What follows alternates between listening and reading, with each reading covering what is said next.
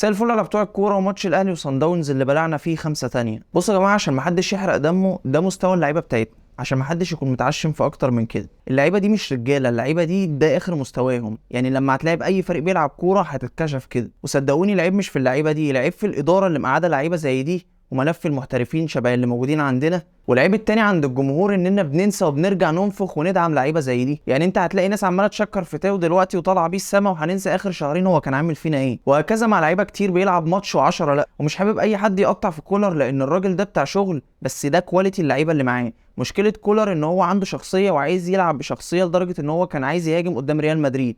ما يعرفش ان كواليتي اللعيبه اللي معاه اقل من اي فريق بيلعب كوره. فانا كل اعتراضي معاه ان هو كان بيلعب صن داونز بصدر مفتوح قوي ومتعشم قوي في اللعيبه اللي معاه. والكلام ده انا قلت ان هو ما ينفعش من ماتش الذهاب وانت بتلعب على ارضك ان انت تجاري صن داونز وتفتح الملعب معاهم، ما بالك بقى بتلعبهم الساعه 3 وفي ملعبهم ووسط الجمهور ده كله. والحقيقه بقى ان انا النهارده ما كنتش عارف الاهلي هو بيهاجم ولا بيدافع، ولا مننا اتكتلنا ورا فكان لينا شكل في الدفاع، ولا مننا كنا بنهاجم او لينا شكل في الهجوم. وانت بتتفرج على لعيبه الاهلي النهارده تحس ان هم لسه بيتعلموا كوره.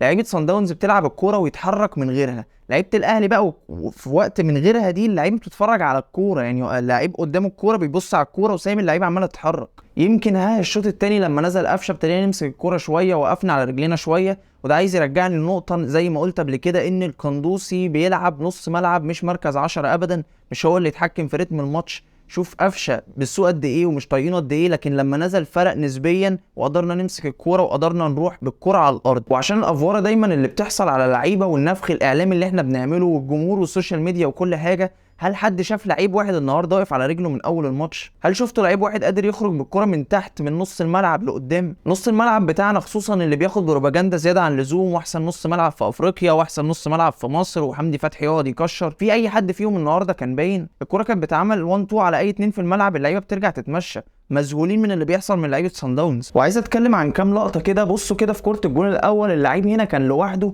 وهيفضل تقريبا 7 ثواني لوحده لغايه ما هيشوط ويجيب جون، ودي مده مش متخيل ان اللعيب ممكن يفضل فيها لوحده، خصوصا وهو في نص الملعب. هنا الكره اتقطعت من حمدي فتحي، وعايزك تشوف الكادر هيوصل لغايه فين، وحمدي فتحي لسه ما ظهرش فيه ان هو يرجع حتى. ونفس الكره اللي جه منها الجون الاول اتعادت تقريبا 2000 مره في الماتش في نص الملعب اللي كان شوارع، وتمركز المدافعين اللي كان عجيب. وهتلاقي نفس اللعبه اتكررت في الجون الرابع. والمشكله ان بعد الجون الخامس لسه لعيبه الاهلي بتضغط بطريقه عشوائيه جدا. بص اليو ديانج بوشه، عمرو السوليه بوشه، بيرسي تاو بوشه، ولاعيبه صن داونز بيضربوهم بكل سهوله في نص الملعب واللعيبه تروح بوشها. وعايز ادخل بقى في شويه لعيبه، عشان في لعيبه فعلا حرام تفضل اساسيه في الاهلي. الشناوي بقاله سنه ولا سنتين مضيع خالص ومضيع الفرقه معاه. ياسر ابراهيم كفايه كده، رامي ربيعه كفايه كده. طاهر التكتيكي 45 دقيقه فاكر له كوره واحده في الهجوم، طب فاكر له كوره واحده في الدفاع. يقول لك اصل قوي بدني ومش عارف بيعمل ايه مردود في الدفاع. طب بص الكوره دي، انا ما شفتش حد بيلم حد بالسهوله دي. ملف المحترفين وهنفضل نقولها كل ماتش، ليك 8 محترفين، في كام منهم في الملعب وكام واحد بيأدي اساسا من اللي في الملعب؟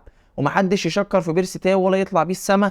ما تنسوش الفتره اللي فاتت كنا عاملين ازاي عشان ما نلاقوش تيجي السنه الجديده ونلاقي ان بيرسي تاو لسه في الاهلي. اللي يشوف مهاجم صن داونز النهارده يتحسر على كل اللعيبه اللي عندنا، ازاي بيفرغ مساحه، ازاي بيستلم، ازاي سريع، ازاي اي كرة بتتخلق له بيروح عليها، ازاي الكور كمان بيصنع لنفسه زي الجون الخامس، وازاي الكرة بتجيله فرصة بيخلصها على طول ما بتروحش. بحاول ما احرقش دمي واعصابي كتير بسبب لعيبة زي دي، بس اللي مزعلني هي نقطة ان السكور ده هيفضل في التاريخ. اما بالنسبة للصعود انا لسه شايف ان في فرصة للاهلي وفرصة كويسة جدا ان احنا نصعد. اكتبوا لي في الكومنتات هل شايفين ان لسه في امل واللعيبة دي تسترجل في الماتشين اللي فاضلين، ولا خلاص كده طلعنا. لو الحلقة عجبتكم ما تنسوش تعملوا لايك وسبسكرايب وشير، واشوفكم الحلقة الجاية على خير.